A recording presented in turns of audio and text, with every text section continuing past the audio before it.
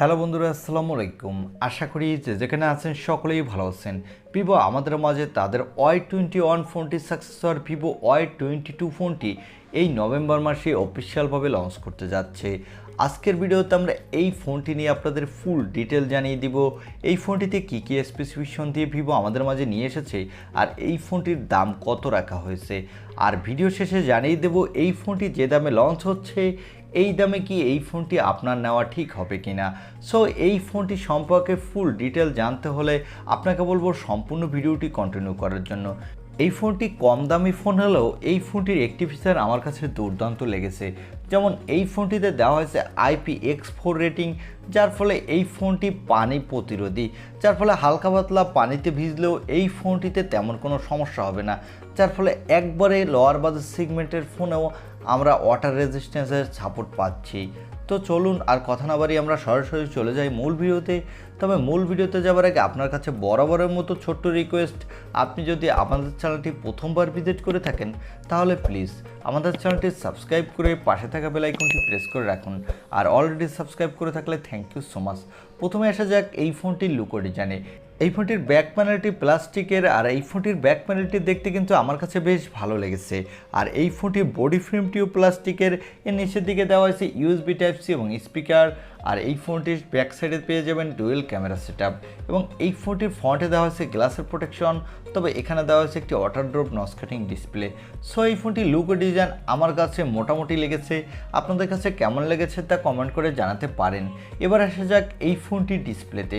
এই ফোনটির ডিসপ্লেটির সাইজ হলো 6.55 ইঞ্চি মাপের একটি HD+ IPS LCD ডিসপ্লে। আর এই ডিসপ্লেটির পিক ব্রাইটনেস হলো 530 নিটস, যার ফলে এই ফোনটির ডিসপ্লেতে আপনি ডিরেক্ট সানলাইটেও মোটামুটি ভালো পারফরমেন্স পাবেন। তবে আমার কাছে মনে হয়েছে এই ফোনটির ডিসপ্লেটি অ্যাটলিস্ট ফুল HD+ ডিসপ্লে হওয়া উচিত ছিল, তাহলে এই ডিসপ্লেতে আরও বেটার পারফরমেন্স পাওয়া যেত। এবার আসা যাক এই ফোনটির ক্যামেরা সেটআপে। এই ফোনটির ব্যাক সাইডে পেয়ে যাবেন ডুয়েল ক্যামেরা সেটআপ, যার প্রাইমারি লেন্সটি হলো 50 মেগাপিক্সেলের। এর অ্যাপারচার হলো f1.8, সাথে দেওয়া হচ্ছে একটি 2 মেগাপিক্সেলের ম্যাক্রো লেন্স। এই ফোনটির ব্যাক ক্যামেরা দিয়ে আপনি ফুল HD+ ভিডিও রেকর্ড করতে পারবেন, সাথে বাজেট বিবেচনায় মোটামুটি মানের ফটোগ্রাফি তুলতে পারবেন। আর এখানে দেওয়া হচ্ছে একটি 8 মেগাপিক্সেলের সেলফি ক্যামেরা। এই ক্যামেরাটি দিয়েও আপনি ফুল HD+ ভিডিও রেকর্ড করতে পারবেন, আর এখানেও মোটামুটি মানের সেলফি তুলতে পারবেন। এই ফোনটির পাওয়ারের জন্য দেওয়া হয়েছে মিডিয়াটেকের হেলিও G85 প্রসেসরটি। এই প্রসেসরটি 12 ন্যানোমিটার আর্কিটেক্টে বিল্ড এবং এই প্রসেসরটি দিয়ে কিন্তু আপনি PUBG, free fire, call of duty, asphalt 9-এর মতো গেমগুলো মোটামুটি ভালোই স্মুথলি প্লে করতে পারবেন। তবে কোনোভাবে হাই সেটিংসে প্লে করতে পারবেন না, সেক্ষেত্রে অনেকটা ল্যাগিং ইস্যু দেখা দিবে। আর এই ফোনটিতে আউট অফ দ্য বক্স দেওয়া হচ্ছে Android 12, এর ব্যাকএন্ডে দেওয়া হচ্ছে FuntasOS 12। এখানে সিকিউরিটির জন্য পেয়ে যাবেন সাইড মাউন্টেড ফিঙ্গারপ্রিন্ট সেন্সর। আর এই ফোনটিতে ব্যাটারির জন্য দেওয়া হয়েছে 5000 mAh এর একটি ব্যাটারি, সাথে পেয়ে যাবেন 18 ওয়াটের একটি ফাস্ট চার্জার।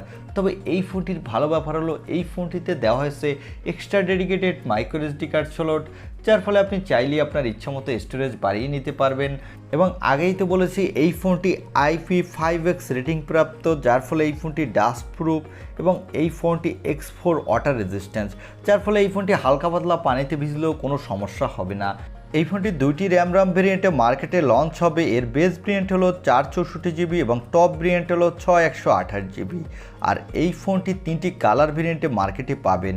এবারে জানিয়ে দেব এই ফোনটি বাংলাদেশে অফিসিয়ালভাবে কত দামে লঞ্চ হতে যাচ্ছে। এই ফোনটি নভেম্বরে লঞ্চ হতে যাচ্ছে, তা আগেই বলেছি। আর এই ফোনটির আপার ভেরিয়েন্ট অর্থাৎ 6128GB ভেরিয়েন্টটি বাংলাদেশে অফিসিয়ালভাবে লঞ্চ হতে পারে 22 থেকে 23,000 টাকার আশেপাশে। হ্যাঁ, আপনি ঠিকই শুনেছেন, 22 থেকে 23,000 টাকা। কারণ বাংলাদেশে প্রতিটি ফোনের দাম ফোন কোম্পানিগুলো অনেক বেশি রাখে, সেই হিসেবে এই ফোনটির দামও অনেক বেশি রাখবে ভিভো। আমার মনে হয় না এই ফোনটি এই দামে আপনার নেওয়া ঠিক হবে, কারণ এই ফোনটিতে তেমন কোনো ভালো প্রসেসর দেওয়া হয়নি, সাথে ফোনটির ডিসপ্লেও তেমন ভালো দেওয়া হয়নি এবং ফোনটির ক্যামেরা সেটআপও ততটা বেটার না। তাই আমার মনে হয় এই ফোনটি আপনার এক কথায় না নেওয়াই উচিত। তবে আপনি যদি এর থেকে একটি ভালো ফোন বিকল্প পেতে চান তাহলে আমার মনে হয় রিয়েলমি নার্জো ফোনটি হতে পারে এর থেকে একটি ভালো বিকল্প, কেননা সেই ফোনটিতে আপনি এর থেকে ভালো গেমিং এক্সপিরিয়েন্স পাবেন, সাথে ফোনটির ক্যামেরা এবং ডিসপ্লেটাও এর থেকে বেটার। তাই যারা 20,000 টাকার আশেপাশে একটি ফোন কিনতে চান তারা চাইলে কিন্তু রিয়েলমি নার্জো ফোনটি কিনতে পারেন। এই ছিল ভিভো Y22 এই ফোনটির ছোটোখাটো একটি রিভিউ। আই হোপ ভিডিওটি আপনার ভালো লেগেছে, আর ভিডিওটি যদি ভালোই লেগে থাকে তাহলে অবশ্যই একটি লাইক দিয়ে আমাদের চ্যানেলটি সাবস্ক্রাইব করে পাশে থাকা বেল আইকনটি প্রেস করে রাখুন। দেখা হবে অন্য কোনো ভিডিওতে। আজকের মতো আল্লাহ হাফেজ।